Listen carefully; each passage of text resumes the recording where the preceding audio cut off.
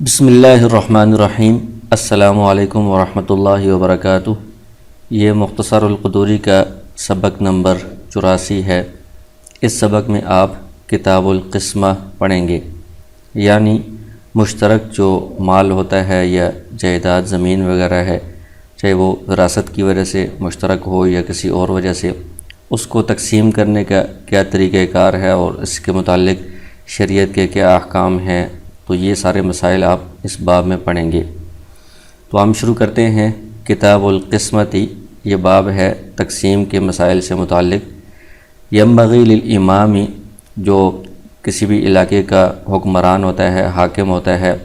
تو اس کے لیے یہ مناسب ہے، بہتر ہے کہ ان ینصب قاسما، کہ وہ ایک تقسیم کرنے والا بندہ مقرر کرے، یرزقہ من بیت المال، اور اس کو بیت المال سے تنخواہ دی جائے۔ جس طرح لوگوں کے مسائل کو حل کرنے کے لیے عدالت ہوتی ہے، قاضی ہوتا ہے، تو قاضی مقرر کرنا یہ حاکم کی ذمہ داری ہوتی ہے، اور قاضی کو بیت المال سے حکومت کی طرف سے تنخواہ ملتی ہے۔ تو اسی طرح لوگوں کی مال جائیداد کو تقسیم کرنا یہ بھی ایک عوامی کام ہے، تو حاکم کی یہ ذمہ داری بنتی ہے کہ یہ اس تقسیم کا انتظام کروائے۔ تو اس کے لیے بندہ مقرر کرے، اس کو بیت المال سے تنخواہ دے، لیقسم بین الناس، تاکہ وہ جو بندہ ہے لوگوں کے درمیان تقسیم کرے، بغیر اجر، بغیر اجرت لیے، کیونکہ اس کو بیت المال سے تنخواہ مل رہی ہوگی، تو عوام سے، لوگوں سے وہ اجرت نہیں لے گا، اور سب میں وہ برابر جو طریقہ کار ہے اس کے مطابق تقسیم کرے گا۔ فإن لم يفعل، اگر حاکم ایسا نہ کرے تو پھر نصب قاسما، وہ ایک بندہ مقرر کر دے جو تقسیم کرنے والا ہو، یقسم بالاجرتی، اگر بیت المال سے اس کو تنخواہ نہیں دی جا سکتی تو بندہ مقرر کرتے ہیں اور اس کو کہیں کہ آپ اجرت لے کر تقسیم کریں، جو بھی مناسب معاوضہ بنتا ہے، جس کی بھی تقسیم ہوگی ان سے معاوضہ لے کر آپ تقسیم کریں۔ وَيَجِبُ أَن يَكُونَ عَدْلًا مَأْمُونًا عَالِمًا بِالْقِسْمَةِ، یہ جو تقسیم کرنے والا بندہ ہے اس کے بارے میں بتا رہے ہیں کہ اس کے اندر کون سی صفات ہونی چاہیے، کون سی شرائط ہونی چاہیے۔ تو ضروری ہے کہ یہ جو تقسیم کرنے والا بندہ حاکم مقرر کرے گا وہ ایک تو انصاف کرنے والا ہو، کیونکہ اگر انصاف کرنے والا نہیں ہے تو وہ صحیح تقسیم نہیں کرے گا، زیادتی کر دے گا، ایک کے ساتھ زیادہ ایک کو دے دے گا، دوسرے کو کم دے دے گا۔ اور دوسرا یہ کہ مأموناً، وہ امانت دار ہو، امانت دار نہیں ہے تو وہ خیانت کا مرتکب ہوگا اور ان سے اجرت زیادہ لے لے گا یا ان کی تقسیم کے اندر گڑبڑ کر دے گا۔ عالما بالقسمتی،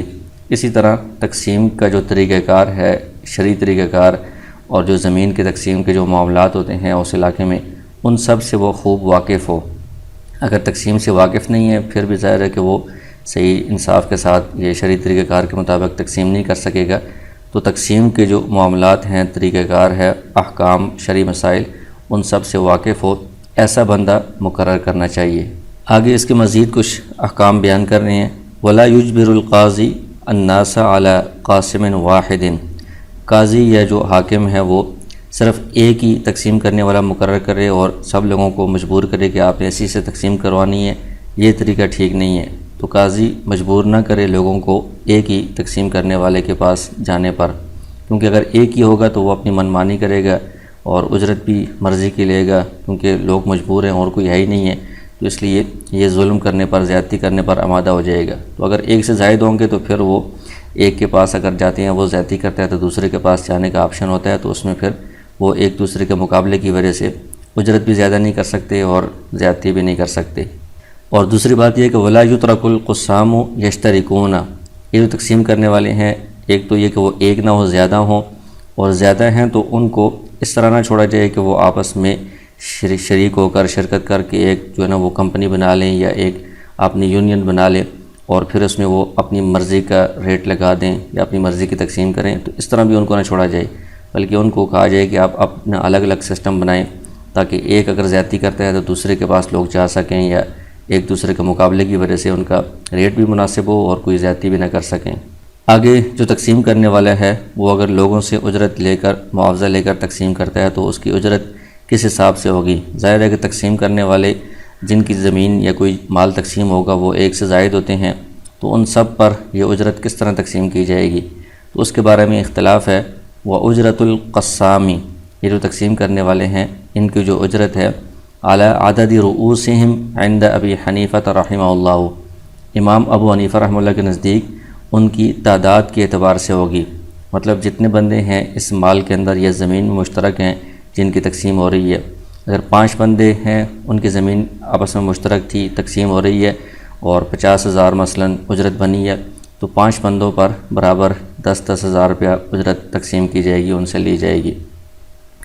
وقال رحمہم اللہ علی قدر الانصبائی،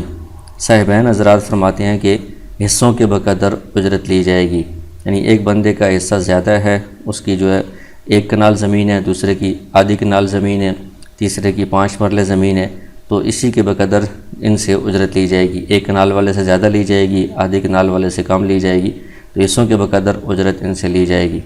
تو اس میں فتویٰ امام ابو حنیفہ رحمہ اللہ کے قول پر ہے، تو ان کے مطابق جتنی تعداد ہے ان سب سے برابر برابر اجرت لی جائے گی، اور اس کی وجہ یہ ہے کہ تقسیم کرنے کا جو عمل ہے یہ اس کی اجرت ہے، اور تقسیم کا عمل سب کے لیے ایک جیسا ہی ہوتا ہے، جس کی زمین زیادہ ہے اس کے لیے بھی اس کو اتنی محنت کرنی پڑتی ہے، جس کی زمین کم ہے اس کے لیے بھی اتنی محنت کرنی پڑتی ہے،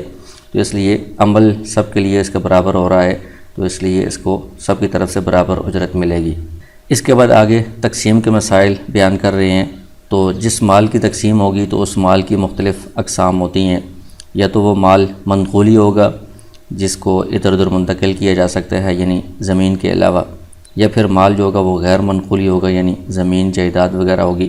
تو ان کے مختلف احکام ہیں۔ تو سب سے پہلے فرما رہے ہیں کہ اذا حضر الشرکاء، جب کسی چیز کے اندر جو شریک ہیں لوگ وہ حاضر ہوئے ہیں عند القاضی، قاضی کے پاس،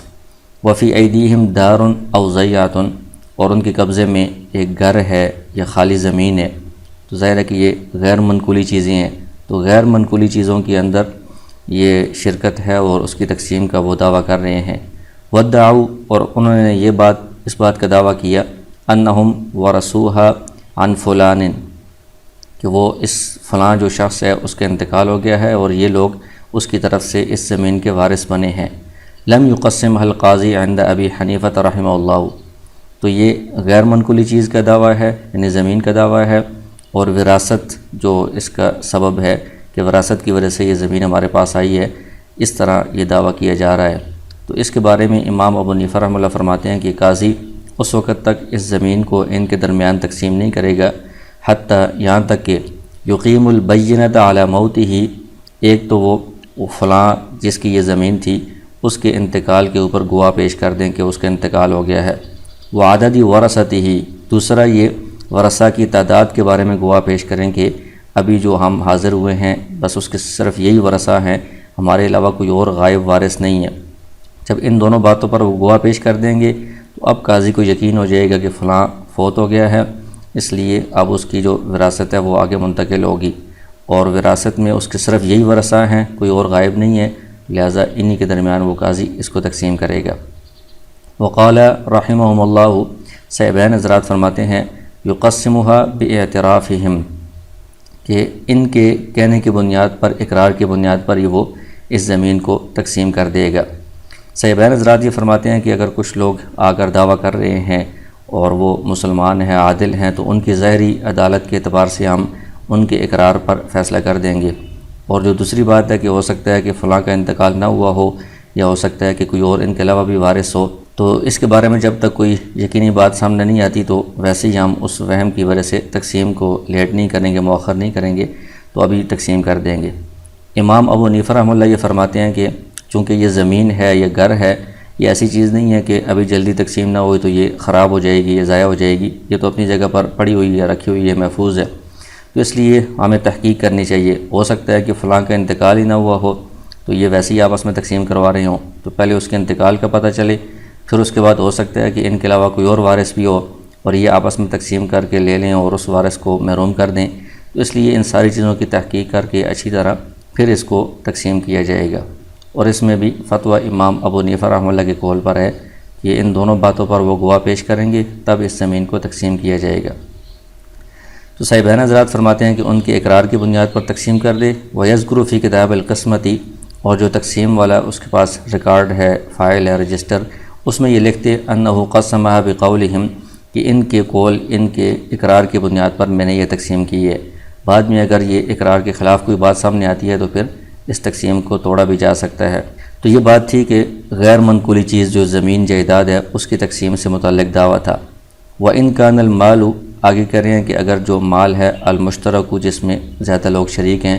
مما سوى العقاری زمین کے علاوہ کوئی اور چیز ہے یعنی منقولی مال ہے، وَادَّعَوْا اس میں اگر ان کا یہ دعویٰ ہے انہو میراثن کہ یہ میراث میں ان کے پاس آیا ہے اور مشترک ہے، اس کو تقسیم کروانا ہے، قسمہ فی قولہم جمیعا تو اس صورت میں امام ابو حنیفہ رحمہ اللہ اور صاحبین سب حضرات کے قول میں بالاتفاق قاضی ان کے اقرار کی بنیاد پر اس کو تقسیم کر دے گا۔ تو اس میں گواہوں کا انتظار نہیں کیا جائے گا کہ اس کا کوئی اور وارث ہے یا نہیں ہے یا اس کا انتقال ہوا یا نہیں ہے، اس بات پر گواہ پیش کرنے کی ضرورت نہیں ہوگی۔ اس کی وجہ یہ ہے کہ اس صورت میں امام صاحب فرماتے ہیں کہ یہ زمین نہیں ہے، کوئی اور منقولی چیزیں ہیں، تو منقولی چیزوں کو ہم اگر فوراً تقسیم نہیں کریں گے، گواہوں کا انتظار کریں گے تو ہو سکتا ہے یہ چیزیں آگے پیچھے ہو جائیں، خراب ہو جائیں، ضائع ہو جائیں۔ تو اس لیے ان کی حفاظت کا طریقہ یہی ہے کہ ابھی فوراً ان کو تقسیم کر دیا جائے، بعد میں اگر کوئی اور وارث سامنے آتا ہے تو ان سب سے واپس لے کر تقسیم کو توڑا بھی جا سکتا ہے، دوبارہ بھی تقسیم کی جا سکتی ہے۔ ابھی اس مال کی حفاظت کا طریقہ یہی ہے کہ جو موجود ورثہ ہیں ان کے درمیان اس کو تقسیم کر دیا جائے۔ اس کے بعد ایک اور صورت بیان کر رہے ہیں کہ دعویٰ تو غیر منقولی چیز میں ہے، زمین کے بارے میں ہے، لیکن اس میں جو ملکیت کا سبب ہے کہ ان کے پاس وہ چیز کیسے آئی ہے وہ وراثت نہیں ہے بلکہ شراء ہے، خریداری ہے۔ وَإِنِ ادَّعَوْا اور اگر زیادہ لوگ ہیں مشترک ہیں آپس میں، وہ یہ دعویٰ کرتے ہیں فی العقاری زمین کے بارے میں کہ یہ زمین انہم اشتروہ ان سب نے مل کر اس کو خریدا ہے، قسمہ بینہم اس صورت میں قاضی ان کی اقرار کی بنیاد پر ہی ان کے درمیان تقسیم کر دے گا، کیونکہ یہاں پر وہ وارث والی صورت تو ہے نہیں ہے کہ اس کا انتقال ہوا ہے یا نہیں ہوا، کوئی اور وارث ہے یا نہیں ہے، یہاں پر یہ بات تو ہے نہیں ہے، تو خریداری والی بات ہے، تو ان سب نے مل کر یہ چیز خریدی ہے، تو ایسا نہیں ہو سکتا کہ کوئی اور خریدار بھی ہو، اور انتقال والی بات بھی اس میں نہیں ہے، تو گواہوں کی ضرورت نہیں ہے، بس انہی کی خریداری والی جو اقرار ہے، قول ہے، اسی کی بنیاد پر ان کے درمیان اس کو تقسیم کر دیا جائے گا۔ وَإِن دَعَوُا الْمِلْكَ اور اگر اسی صورت میں کہ زمین کے اندر کچھ لوگ شریک ہیں اور وہ دعویٰ کر رہے ہیں کہ یہ زمین ہماری ملکیت ہے، لیکن وَلَمْ يَذْكُرُوا كَيْفَ انتقل إِلَيْهِمْ یہ ساتھ ذکر نہیں کر دے کہ زمین ہماری ملکیت میں کیسے آئی ہے، وراثت میں ہمیں ملی ہے یا ہم نے خریدی ہے یا کسی نے ہبہ کیا ہے، کوئی سبب نہیں بیان کر رہے، صرف یہ کہہ رہے ہیں کہ یہ زمین ہماری ملکیت میں ہے اور ہمارے درمیان مشترک ہے، تو اس کو تقسیم کیا جائے۔ قسمہ بینہم اس صورت میں بھی قاضی ان کے درمیان تقسیم کر دے گا، اس لیے کہ اس میں کسی غیر کے اوپر کوئی دعویٰ نہیں ہو رہا۔ جو وراثت والا مسئلہ تھا اس میں تو جو میت ہے وہ غیر ہے، اس کے اوپر دعویٰ ہو رہا تھا کہ اس کی طرف سے یہ ہماری طرف منتقل ہوئی ہے، تو وہاں پر وہ اس کے لیے بینہ پیش کرنے کی ضرورت تھی۔ تو یہاں پر کوئی ایسا دعویٰ نہیں ہے کہ جس میں کسی غیر کے اوپر بات آ رہی ہو کہ فلاں سے ہم نے خریدی ہے یا فلاں سے وراثت ہوئی ہے، بس ویسے انہوں نے کہا ہے کہ یہ ہماری ہے اور ان کے قبضے میں ہے، تو ظاہر یہی ہے کہ یہ انہی کی ہوگی، اس لیے قاضی ان کی اقرار کی بنیاد پر تقسیم کر دے گا۔ اس کے بعد آگے یہ مسائل بیان کر رہے ہیں کہ اگر جو شرکاء ہیں ان میں سے بعض شرکاء تقسیم کا مطالبہ کریں اور بعض نہ کریں، تو اس صورت میں کیا کیا جائے کہ تقسیم کی جائے گی یا نہیں کی جائے گی۔ اس میں مختلف صورتیں بنتی ہیں۔ ایک تو یہ ہے کہ اس میں جتنے بھی شرکاء ہیں سب کو تقسیم کرنے کے بعد بھی فائدہ ہو رہا ہے، ہر ایک اپنے اپنے حصے سے فائدہ اٹھا سکتا ہے، اور کبھی ایسا ہوتا ہے کہ تقسیم کرنے کے بعد بعض کو فائدہ ہوگا اور بعض کو فائدہ نہیں ہوگا، اور کبھی ایسا ہوتا ہے کہ تقسیم کرنے کے بعد کسی کو بھی فائدہ نہیں ہوگا، سارے اپنے اپنے حصے سے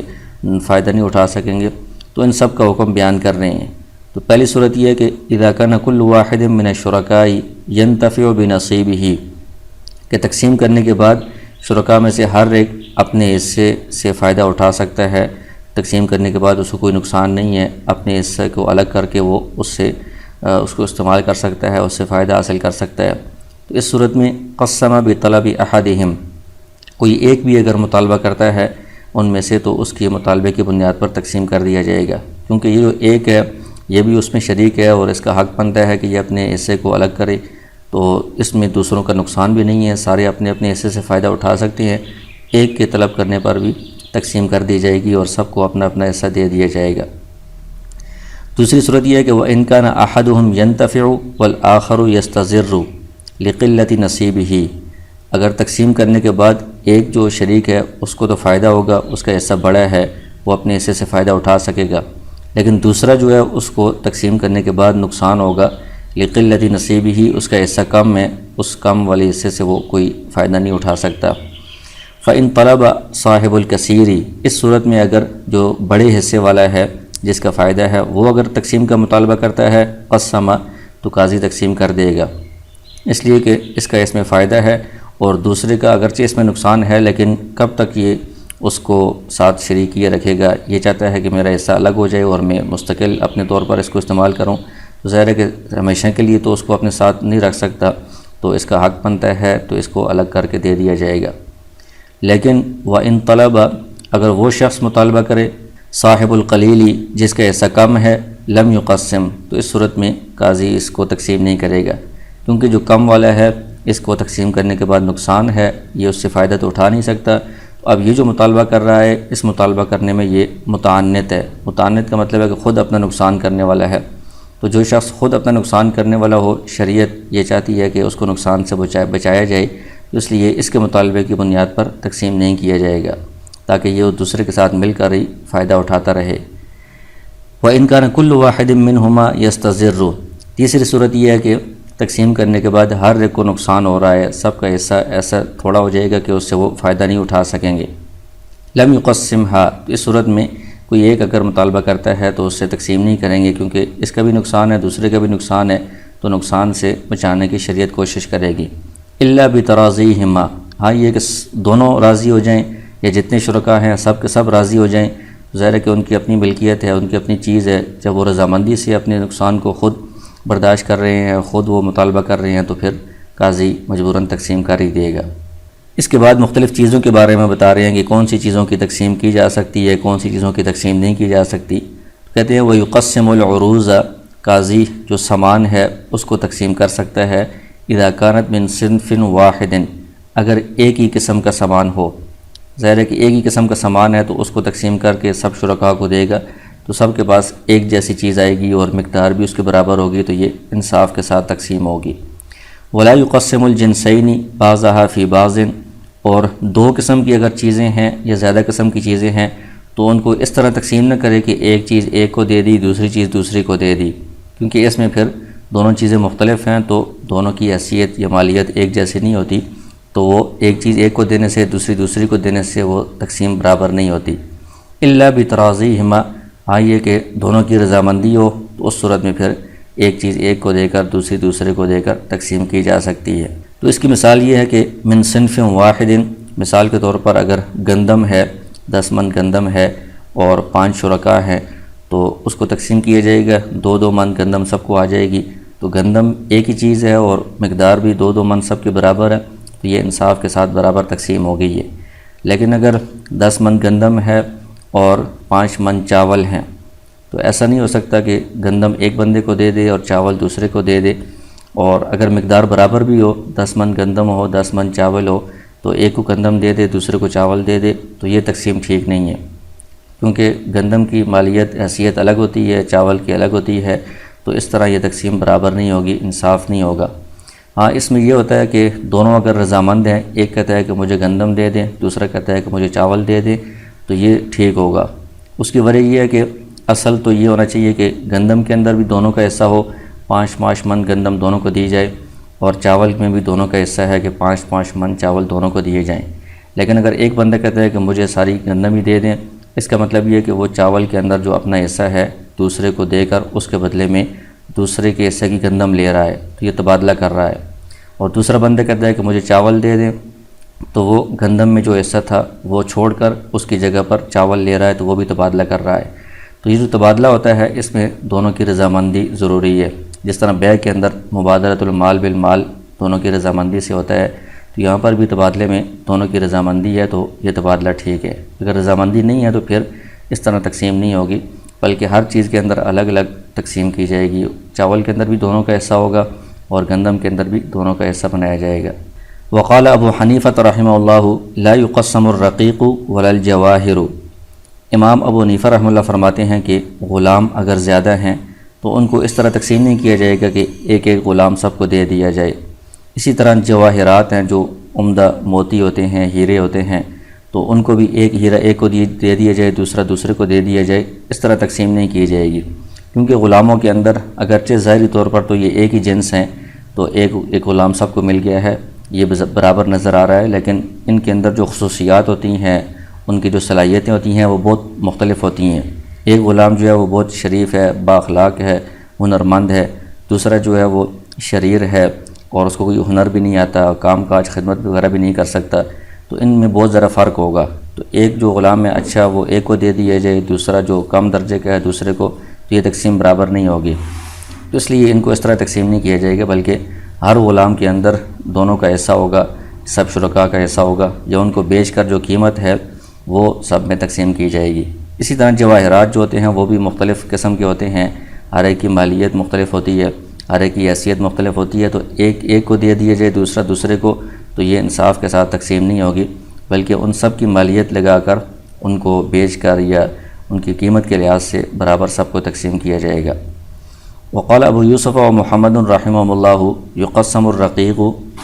اور صاحبین حضرات فرماتے ہیں کہ جو غلام ہیں ان کو آپس میں اس طرح تقسیم کر دیں گے کہ ایک ایک غلام سب کو مل جائے، کیونکہ اگرچہ ان کی باطنی خصوصیات مختلف ہوتی ہیں لیکن ان کا خیال رکھنا، رعایت رکھنا بہت مشکل ہے، تو ظاہری اعتبار سے غلام ایک ہی جنس ہیں، تو ایک ایک غلام سب کو مل گیا ہے، تو یہ برابر تقسیم ہے، تو تقسیم کر دیا جائے گا۔ تو اس میں بھی فتویٰ امام ابو حنیفہ رحمہ اللہ کے قول پر ہے کہ ان میں خصوصیات کے اعتبار سے اور مالیت کے اعتبار سے بہت فرق ہوتا ہے، تو یہ تقسیم برابر نہیں ہوگی، تو قیمت کے لحاظ سے ان کو تقسیم کیا جائے گا۔ ولا يقسم حمام ولا بئر ولا رحا الا ان يتراضى الشركاء۔ آگے وہ ایک صورت جو پہلے گزری تھی کہ کوئی ایسی چیز ہے جو بہت چھوٹی ہے، تقسیم کرنے کے بعد کسی کا بھی اس میں فائدہ نہیں ہے، سب کا نقصان ہے، اس کو تقسیم نہیں کیا جائے گا۔ تو اس کی مثال بیان کر رہے ہیں کہ حمام ہے، غسل خانہ ہے، ظاہر ہے کہ اگر 2 یا 3 بندوں کے درمیان اس کو تقسیم کیا جائے گا تو وہ پیچھے ایسی جگہ نہیں بچتی کہ اس سے وہ سارے اپنے اپنے طور پر فائدہ اٹھا سکیں۔ اسی طرح ایک کنواں ہے، اس کو اگر تقسیم کریں گے تو سب کا نقصان ہے، کوئی اس سے فائدہ نہیں اٹھا سکتا۔ ایک چکی ہے، اس کو اگر تقسیم کریں گے تو اس میں بھی سب کا نقصان ہے، کوئی اس سے فائدہ نہیں اٹھا سکتا۔ تو اس صورت میں اس کو تقسیم نہیں کیا جائے گا، ان کو کہا جائے گا کہ اسی طرح آپ مشترک طور پر اس سے فائدہ اٹھاتے رہیں، یا اس کو بیچ کر جو قیمت ہے اس کو آپ آپس میں تقسیم کر دیں۔ الا ان يتراضى الشركاء، ہاں اگر سب رضامندی سے شریک جو ہے وہ اس پر راضی ہو جاتے ہیں تو پھر تقسیم کر دیا جائے گا۔ تقسیم کرنے کے بعد وہ پھر اپنے اپنے حصے کو بیچتے ہیں، جس طرح بھی کریں اس سے وہ فائدہ اٹھائیں۔ اس کے بعد آگے کچھ مسائل بیان کر رہے ہیں کہ اگر بعض شرکاء حاضر ہوں اور بعض غائب ہوں تو اس صورت میں اگر تقسیم کا مطالبہ کیا جائے تو قاضی کیا کرے گا۔ وَإِذَا حَضَرَ وَارِثَانِ عِنْدَ الْقَاضِي، کہتے ہیں کہ اگر کوئی مال وراثت میں مشترک تھا تو اس میں سے 2 وارث جو ہیں وہ قاضی کے پاس آ کر حاضر ہوتے ہیں، وَأَقَامَ الْبَيِّنَةَ عَلَى الْوَفَاةِ وَعَدَدِ الْوَرَثَةِ، اور پیچھے گزرا ہے کہ وراثت والے مسئلے میں ان کو گواہ پیش کرنے چاہیے، ایک تو جس بندے کی زمین تھی یا مال تھا اس کے وفات پر کہ وہ اس کا انتقال ہو گیا ہے، دوسرا ورثہ کی تعداد پر کہ یہ اس کے ورثہ ہیں، ان کے علاوہ کوئی اور نہیں ہے۔ تو انہوں نے 2 گواہ پیش کر دیے، وفات پر بھی اور ورثہ کی تعداد پر بھی۔ وَالدَّارُ فِي أَيْدِيهِمْ، اور جو گھر ہے یا زمین ہے وہ ان کے قبضے میں ہے جو حاضر ہوئے ہیں۔ وَمَعَهُمْ وَارِثٌ غَائِبٌ، اور ان کے ساتھ ایک اور ایسا وارث بھی ہے جو غائب ہے، یعنی اس کو بھی یہ اپنے ساتھ شامل کر رہے ہیں کہ ہم ٹوٹل 3 وارث ہیں، 2 یہاں موجود ہیں اور ایک غائب ہے۔ تو اگر یہ ساری باتیں ہیں تو قسمها القاضی بطلب الحاضرین، جو لوگ حاضر ہیں ان کے مطالبہ کرنے پر قاضی ان کے درمیان اس زمین کو تقسیم کر دے گا۔ وَنَصَبَ لِلْغَائِبِ وَكِيلًا يَقْبِضُ نَصِيبَهُ، اور جو غائب ہے وارث اس کے لیے ایک بندہ، ماندار بندہ وکیل مقرر کیا جائے گا جو اس کے حصے پر قبضہ کرے گا، اور بعد میں جب وہ حاضر ہو جائے تو وہ اس کا حصہ اس کے حوالے کر دے گا۔ تو اس صورت میں کچھ قیودات ہیں۔ پہلے تو یہ ہے کہ اس میں وراثت والا مسئلہ ہو، اس کا یہ حکم ہے۔ دوسرا یہ کہ انہوں نے گواہ پیش کیے ہوں وفات پر اور ورثہ کی تعداد پر۔ تیسرا یہ کہ زمین ان حاضر والوں کے قبضے میں ہو، تو اس صورت میں یہ تقسیم ہوگی۔ اگر یہ قیودات نہیں ہے جیسے اگلے مسائل میں آ رہا ہے تو پھر جو مسئلہ ہے اس کا حکم مختلف ہوگا۔ وَإِنْ كَانُوا مُشْتَرِيِّينَ، اگر جو پہلی قید تھی وراثت والی وہ مسئلہ نہ ہو بلکہ خریداری والے مسئلہ ہو، کچھ جو لوگ ہیں وہ ایک چیز میں مشترک طور پر خریداری کرنے والے ہیں اور کچھ حاضر ہیں اور ایک ان کے ساتھ غائب ہے، لم يقسم مع غیبت احدہم، تو اس صورت میں جب تک کہ وہ سارے کے سارے حاضر نہیں ہوتے، قاضی اس زمین کو یا اس چیز کو تقسیم نہیں کرے گا۔ اس کی وجہ یہ ہے کہ جو وراثت والا مسئلہ ہے اس میں جس کے اوپر دعویٰ ہوتا ہے، یعنی جس کی زمین ہوتی ہے، وہ تو میت ہے، فوت ہو گیا ہے، اب وہ تو مد مقابل ہے، اس کو تو خصم نہیں بنایا جا سکتا، مدعا علی نہیں بنایا جا سکتا، عدالت میں حاضر نہیں کیا جا سکتا۔ تو جو دو وارث حاضر ہوتے ہیں ان میں سے ایک کو مدعی اور دوسرے کو مدعا علی خصم فرض کیا جاتا ہے۔ جبکہ یہاں پر جو خریدنے والے ہیں تو اس میں ایسی بات نہیں ہے کہ سامنے میت ہے، اس کی جگہ پر ہم ان کو مدعی اور مدعا علی بنا لیں۔ تو اس میں جو غائب بندہ ہے، چونکہ اس کے حق کی بھی، اس کے حصے کی بھی تقسیم ہو رہی ہے، تو اس کی طرف سے کوئی نائب یہاں پر موجود نہیں ہے، اس لیے اس کا بھی حاضر ہونا ضروری ہے۔ جب سب حاضر ہوں گے تو ان کی طرف سے پھر تقسیم کی جائے گی۔ وَإِنْ كَانَ الْعِقَارُ فِي يَدِ الْوَارِثِ الْغَائِبِ، اور پہلی جو مسئلہ تھا اس کے اندر یہ قید لگائی تھی کہ جو زمین ہے وہ موجود جو ورثاء ہیں ان کے قبضے میں ہو۔ اگر جو زمین ہے وہ وارث جو غائب ہے اس کے قبضے میں ہے تو پھر بھی او شیء منہ، یا زمین کا کچھ حصہ اس کے قبضے میں ہے، لم یقسم، اس صورت میں بھی قاضی اس کو تقسیم نہیں کرے گا، اس لیے کہ اس صورت میں زمین اس کے قبضے میں ہے تو وہ مدعا علی بن رہا ہے، وہ خصم بن رہا ہے، تو وہ خود بھی حاضر نہیں ہے اور اس کی طرف سے کوئی نائب وغیرہ بھی یہاں پر حاضر نہیں ہے، اس لیے جو زمین دوسرے کے قبضے میں ہے اس کی موجودگی کے بغیر یا اس کے نائب وکیل وغیرہ کی موجودگی کے بغیر اس کو تقسیم نہیں کیا جا سکتا۔ وَإِنْ حَضَرَ وَارِثٌ وَاحِدٌ لَمْ يُقَسِّمْ، اسی طرح اس مسئلے میں ایک قید یہ تھی کہ دو وارث حاضر ہوں، ایک غائب ہو، دو وارث حاضر ہے تو ان میں سے ایک کو مدعی دوسرے کو مدعا علی فرض کیا جاتا ہے۔ اگر ایک وارث حاضر ہے باقی غائب ہیں تو اس صورت میں بھی تقسیم نہیں کی جا سکتی، کیونکہ ایک ہی بندے کو مدعی بھی اور مدعا علی دونوں فرض کریں ایسا نہیں ہو سکتا، اس لیے اس صورت میں بھی زمین کو تقسیم نہیں کیا جائے گا۔ وَإِذَا كَانَتْ دُورٌ مُشْتَرَكَةٌ فِي مِصْرٍ وَاحِدٍ، آگے کہہ رہے ہیں کہ اگر کئی گھر ہیں جن کے اندر کچھ لوگ مشترک ہیں اور وہ ایک ہی شہر میں ہیں، قسمت کل دار علی حدتها فی قول ابی حنیفہ رحمہ اللہ، تو امام ابو حنیفہ رحمہ اللہ کے نزدیک ہر گھر کو علیحدہ علیحدہ تقسیم کیا جائے گا، یعنی ایک ہی شہر میں وہ گھر ہیں لیکن کوئی ایک گھر ایک محلے میں ہے، دوسرا دوسرے محلے میں ہے، ایک گھر جو ہے وہ سڑک کے کنارے پر ہے، دوسرا اندر والی سائڈ پر ہے، ایک گھر جو ہے وہ مسجد کے بازار کے قریب ہے، دوسرا اس سے دور ہے، تو اس طرح ہر گھر کی حیثیت مختلف ہوتی ہے، اس کی قیمت مختلف ہوتی ہے، اس کی جو طلب ہے مارکیٹ ریٹ ہے وہ مختلف ہوتا ہے، تو اس لیے ایسا نہیں کیا جا سکتا کہ ایک گھر ایک کو دے دیں، دوسرا دوسرے کو، تیسرا تیسرے کو، تو ہر گھر کی الگ قیمت لگا کر اس کی تقسیم کی جائے گی امام ابو حنیفہ رحمہ اللہ کے نزدیک۔ وقال رحمہ اللہ، سیمان حضرات فرماتے ہیں، ان کان الاصلح لهم قسمت بعضیہ فی بعض قسمها، اگر ان کے لیے بہتر یہی ہو اور اس میں کوئی زیادتی نہ ہو کہ بعض کو تقسیم کر دیں، یعنی ایک گھر ایک کو دے دیں، دوسرا دوسرے کو، تیسرا تیسرے کو، تو قاضی اسی طرح تقسیم کر دے۔ تو اس میں بھی فتویٰ امام ابو حنیفہ رحمہ اللہ کے قول پر ہے، کیونکہ ہر گھر کی مالیت اور اس کی حیثیت لوکیشن کے جگہ کے لحاظ سے مختلف ہوتی ہے، تو ہر ایک کی الگ الگ تقسیم کی جائے گی، ہر ایک کو کہا جائے گا کہ اس گھر کے اندر بھی دونوں کا حصہ ہے یا تینوں کا، دوسرے میں بھی تینوں کا حصہ ہے، چوتھے میں بھی تینوں کا حصہ ہے، یا پھر یہ کہ ان کو بیچ کر جو قیمت ہے وہ سب میں تقسیم کی جائے گی۔ وَإِنْ كَانَتْ دَارًا وَضَيْعَةً، اور اگر ایسا ہو کہ مشترک جو مال ہے اس میں ایک گھر ہے جو تعمیر شدہ گھر ہے اور دوسرا خالی زمین ہے، او دارًا وحانوتاً، یا ایک گھر ہے اور ایک دکان ہے، قسم کل واحد علی حدتہ، اس صورت میں ہر ایک کو الگ الگ تقسیم کیا جائے گا، کیونکہ ظاہر ہے کہ جو تعمیر شدہ گھر ہے اس کی قیمت مالیت زیادہ ہے، خالی زمین ہے اس کی کم ہے، ایسا نہیں ہو سکتا گھر ایک کو دے دیں خالی زمین دوسرے کو دے دیں، تو یہ زیادتی ہوگی۔ تو گھر جو تعمیر والا ہے اس میں بھی دونوں کا، یا جتنے بھی شرکاء ہیں سب کا ایسا کیا جائے گا، خالی زمین میں بھی سب کا ایسا کیا جائے گا، یا دونوں کو بیچ کر جو قیمت ہے اس کو سب میں برابر تقسیم کیا جائے گا۔ اسی طرح ایسا نہیں ہے کہ ایک کو گھر دے دیں ایک کو دکان دے دیں، ان میں بھی دونوں کی مالیت ہر چیز مختلف ہوتی ہے، تو اس میں بھی دونوں میں، دکان میں بھی دونوں کا حصہ ہوگا، گھر میں بھی دونوں کا حصہ ہوگا، یا دونوں کو بیچ کر جو قیمت ہے وہ ان میں تقسیم کی جائے گی۔ وَيَنْبَغِي لِلْقَاسِمِ، آگے تقسیم کرنے والا جو ہے اس کے لیے مسائل بتا رہے ہیں کہ اس کو کس طریقے پر تقسیم کرنا چاہیے، تو بہتر یہ ہے کہ أَن يُصَوِّرَ مَا يُقَسِّمُهُ، جس زمین کو، جگہ کو، مال کو اس نے تقسیم کرنا ہے اس کا وہ نقشہ بنا لے کاغذ کے اوپر، وَيُعَدِّلُهُ، اور پھر اس کے برابر برابر حصے بنا لے،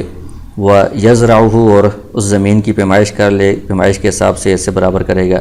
وَيُقَوِّمُ الْبِنَاءَ، اگر زمین کے ساتھ تعمیرات بھی ہیں تو تعمیرات کی قیمت لگائے گا، اس قیمت کے حساب سے پھر اس کو تقسیم کرے گا۔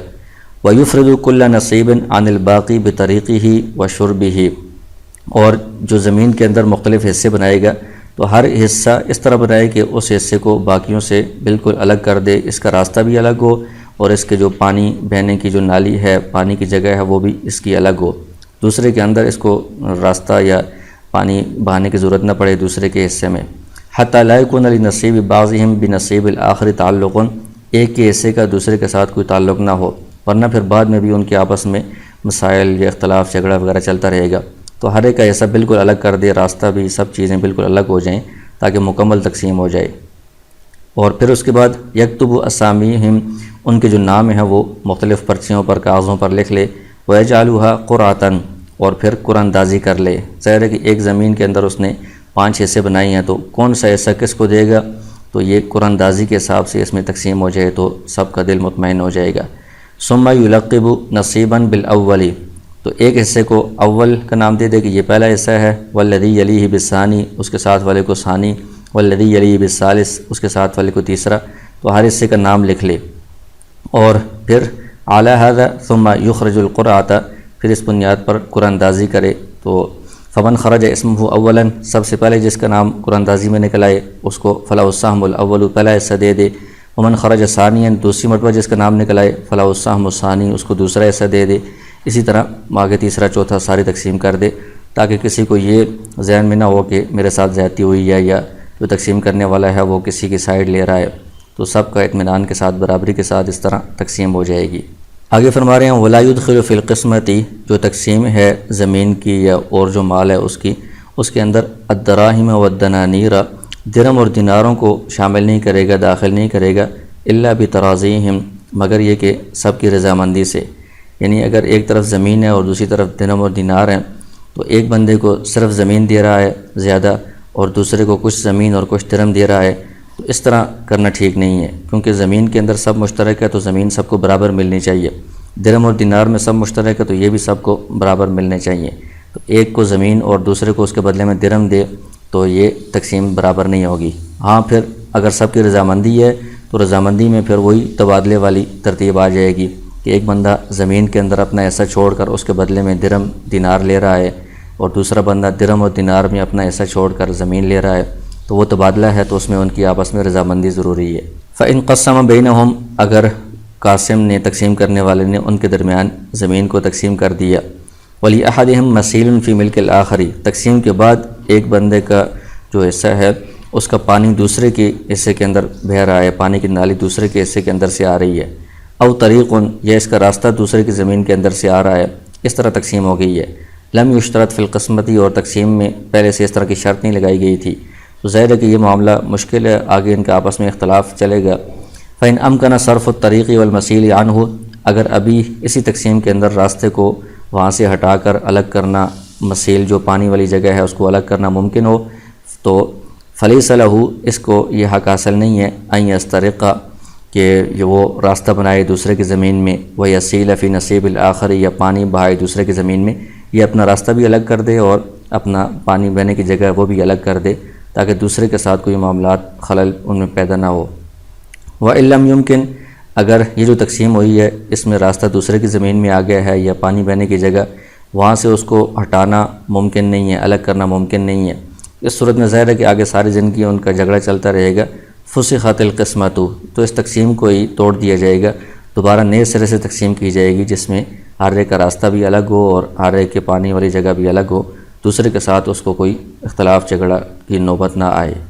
وَإِذَا كَانَ سِفْلٌ لَا عُلْوَ لَهُ، کہتے ہیں کہ اگر ایک نیچے والی منزل ہے جو مختلف لوگوں کے درمیان مشترک ہے، اس کے اوپر والی جو منزل ہے وہ ان کی نہیں ہے، کسی اور کی ہے، او علو لا سفل لہو، یا اوپر والی منزل ان کی ہے، نیچے والی منزل ان کی نہیں ہے، او سفل لہو علو، یا پھر نیچے والی منزل بھی ہے اوپر والی دونوں ہیں ان کی، قوّم کل واحد علی حدتہ، تو ان سب صورتوں میں ہر ایک کی الگ الگ قیمت لگائی جائے گی اور اس کو تقسیم کیا جائے گا۔ ایسا نہیں ہے کہ نیچے والی منزل ایک کو دے دیں اوپر والی ایک کو دے دیں، یہ ٹھیک نہیں ہے، کیونکہ نیچے والی منزل کے فوائد زیادہ ہوتے ہیں، اوپر والے کے کم ہوتے ہیں، نیچے والے کے ساتھ زمین بھی ہے اوپر والے کے ساتھ زمین نہیں ہے، اور بہت ساری چیزیں ہوتی ہیں، تو اس میں قیمت کے حساب سے ان کی برابری نہیں ہے، تو کیا کریں گے؟ قسم بالقیمتی، نیچے والے کی الگ قیمت لگائیں گے، اس میں بھی دونوں کا یا جتنے بھی شرکائے ہیں سب کا حصہ ہوگا، اوپر والے کی الگ قیمت لگائیں گے، اس میں بھی سب کا حصہ ہوگا۔ ولا یعتبر بغیر ذالک، قیمت کے علاوہ کسی اور طرح ان کی جو تقسیم ہے اس کا اعتبار نہیں کیا جائے گا۔ وَإِذَا اخْتَلَفَ الْمُتَقَاسِمُونَ، کہتے ہیں کہ اگر تقسیم جن کے درمیان ہوئی ہے ان کا آپس میں اختلاف ہو جاتا ہے کہ یہ تقسیم کیسے ہوئی ہے بعد میں، فَشَهِدَ الْقَاسِمَانِ، تو یہ جو تقسیم کرنے والے بندے تھے دو، ان کو گواہ کے طور پر انہوں نے پیش کیا، انہوں نے گواہی دے دی، قُبِلَتْ شَهَادَتُهُمَا، تو ان کی گواہی قبول کر لی جائے گی، کیونکہ تقسیم کرنے کے بعد ان کا معاملہ الگ ہو گیا ہے، یہ اجنبی ہو گئے ہیں۔ اب یہ اگر گواہی دیتے ہیں ان دو بندوں کے خلاف تو اس کا مطلب یہ کہ ان کے بارے میں یہ کہہ رہے ہیں کہ اس کا حصہ اتنا ہے اور دوسرے کا حصہ اتنا ہے، تو یہ گواہی دو بندوں کی قبول کی جائے گی۔ وَإِنِ ادَّعَىٰ أَحَدُهُمَ الْغَلَطَ، اور اگر جن کے درمیان تقسیم ہوئی ہے ان میں سے ایک بندہ یہ دعویٰ کر رہا ہے کہ میری جو تقسیم ہے وہ غلط ہوئی ہے، وَزَعَمَ، اور اس کا گمان یہ ہے، أَنَّهُ أَصَابَهُ شَيْءٌ فِي يَدِ صَاحِبِهِ، کہ میری جو حصے کی کوئی چیز ہے وہ دوسرے بندے کے پاس چلی گئی یا اسی قبضے میں ہے۔ وَقَدْ أَشْهَدَ عَلَى نَفْسِهِ بِالِاسْتِفَاءِ، حالانکہ اس سے پہلے اس نے اپنے اوپر یہ گواہی دی ہوئی تھی، یعنی اقرار کیا ہوا تھا کہ میں نے اپنا حصہ پورا وصول کر لیا ہے، تو پہلے اس نے پورا وصول کرنے کا اقرار کر لیا تھا، اب یہ کہہ رہا ہے کہ نہیں میرا حصہ کچھ دوسرے کے پاس ہے۔ لم يصدق على ذلك، تو اس کی تصدیق نہیں کی جائے گی، کیونکہ اس کے دونوں باتوں کے اندر تضاد ہے۔ پہلے کہہ رہا تھا کہ استعفا میں نے پورا وصول کر لیا ہے، اب کہہ رہا ہے کہ میرا کچھ حصہ دوسرے کے پاس ہے، تو اس تضاد کی وجہ سے اس کی بات نہیں مانی جائے گی۔ الا ببینۃ، ہاں چونکہ اس کا یہ دعویٰ ہے، اس دعوے کے اوپر گواہ پیش کرے کہ اس کا حصہ دوسرے کے پاس ہے، تو پھر اس کی بات مان لی جائے گی۔ وَإِنْ قَالَ، اور دوسری صورت یہ ہے کہ یہ اس نے پہلے کہا تھا استوفیت حقی، میں نے اپنا جو حق ہے وہ پورا وصول کر لیا ہے، ثم قال، پھر کہتا ہے اخذت بعضہ، کہ میں نے بعض حصہ لیا ہے، دوسرا کچھ حصہ میرا دوسرے کے پاس رہتا ہے۔ فالقول قول خصمہ مع یمینہ، تو اس صورت میں پہلے اس نے چونکہ پورا حق وصول کرنے کا اقرار کر لیا تھا تو وہ بات درست تھی، اب جو کہہ رہا ہے کہ میں نے بعض حصہ جو اب لیا ہے بعض دوسرے کے پاس ہے، تو یہ اس کا ایک نیا دعویٰ ہے۔ اس دعوے کے اوپر اس کے پاس گواہ ہیں تو ٹھیک ہے، گواہ نہیں ہے تو اس کا جو دوسرا مد مقابل ہے خصم، اس کا قول قسم کے ساتھ معتبر ہوگا۔ وَإِنْ قَالَ، اور اگر اس نے کہا اصابنی الی موضع کذا، کہ میرا جو حصہ بنتا تھا وہ فلان جگہ تک بن رہا تھا، فلم یسلمہ الیہ، دوسرے بندے نے وہ حصہ فلان جگہ تک مجھے سپرد نہیں کیا، ولم یشہد علی نفسہ بالاستیفاء، اور اس سے پہلے اس نے اپنا حصہ پورا وصول کرنے کا اقرار بھی نہیں کیا تھا، وکذبہ شریکہ، اور دوسرا جو شریک ہے وہ اس کی تکذیب کر رہا ہے کہ نہیں یہ جھوٹ بول رہا ہے، اس کا حصہ اس جگہ تک نہیں تھا، یا اس کو میں نے دے دیا ہے، اس کا کوئی حصہ میرے پاس نہیں ہے، تو چونکہ مقدار کے اندر دونوں کا اختلاف ہو گیا ہے کہ کہاں تک اس کا حصہ تھا، اور دونوں جو ہے نا وہ الگ الگ بات کا دعویٰ کر رہے ہیں، تحالفا،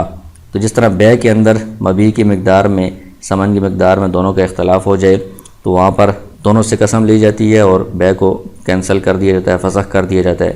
تو یہاں پر بھی اس جو تقسیم ہے اس کی مقدار پر دونوں کا اختلاف ہو رہا ہے، دونوں ایک اعتبار سے مدعی بھی ہیں ایک اعتبار سے مدعی بھی ہیں، تو دونوں سے قسم لی جائے گی، وفسخت القسمۃ، اور تقسیم کو کینسل کر دیا جائے گا، فسخ کر دیا جائے گا۔ اس کے بعد یہ آخری مسئلہ ہے استحقاق سے متعلق۔ استحقاق کا مطلب یہ ہوتا ہے کہ کوئی اور آدمی آ کر کہتا ہے کہ یہ جو زمین ہے اس میں سے کچھ حصہ جو ہے نا وہ میرا ہے، اور وہ اس کو گواہوں سے ثابت بھی کر دیتا ہے اور وہ لے کر چلا جاتا ہے، تو فرماتے ہیں وَإِنِ اسْتُحِقَّ بَعْضُ نَصِيبِ أَحَدِهِمَا بِعَيْنِهِ، دو بندوں کے درمیان زمین مشترک تھی، اس کو تقسیم کر دیا گیا، ان میں سے جو ایک بندے کا حصہ تھا اس کے بعض حصے کے اندر کوئی بندہ مستحق آ گیا ہے کہ اس میں سے اتنا حصہ تو میرا ہے، گواہوں سے اس نے ثابت بھی کر دیا، لے بھی لیا، لم تفسخ القسمۃ،